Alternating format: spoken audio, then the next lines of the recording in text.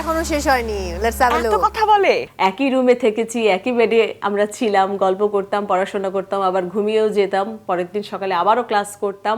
এবং মমকে নিয়ে আমরা খুবই গর্বিত। মম আমাদেরই বন্ধু। মমর কথা যদি বলি তো শুরুতেই আমি বলবো যে মম অনেক পরিশ্রমী একটা মেয়ে, অনেক ডেডিকেশন নিয়ে কোনো কাজ করে। যখন তার কোনো কাজ আসে, সেটা নাটক হোক, সিনেমা হোক, ও হচ্ছে কারোর সাথে কোনো যোগাযোগ করবে না, আমাদের কোনো আড্ডায়ও আসবে না। সে হচ্ছে ওই কাজটার মধ্যেই ডুবে থাকে এবং চমৎকার অভিনয় সে করতে পারে। তাকে যে কোনো ক্যারেক্টারে মানিয়ে যায়। অনেক ভার্সেটাইল আর্টিস্ট মম আমি বলবো। এবং সে খুবই সময় সচেতন, সেটেও ঠিক মতো সময় মতোই সে যায়, কাউকে কোনো কাজে ফাঁসায় না এবং ভীষণ কাজ পাগল একটা মেয়ে। মম আমাদের খুব কাছের একজন ফ্রেন্ড। আমরা একই সাথে পড়েছি, একই ফ্যাকাল্টিতে পড়েছি, একই সাথে ক্লাস করেছি, পরীক্ষা দিয়েছি, একই রুমে থেকেছি, একই বেডে আমরা ছিলাম, গল্প করতাম, পড়াশোনা করতাম, আবার ঘুমিয়েও যেতাম, পরের দিন সকালে আবারও ক্লাস করতাম।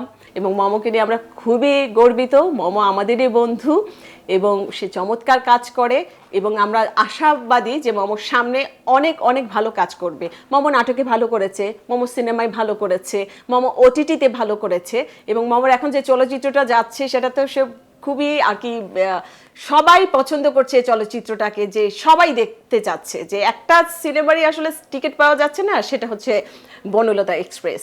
আমাদের আশা থাকবে মমর সামনে অনেক ভালো করবে, অনেক ভালো ভালো চরিত্রে মম নিজেকে উপস্থাপন করবে।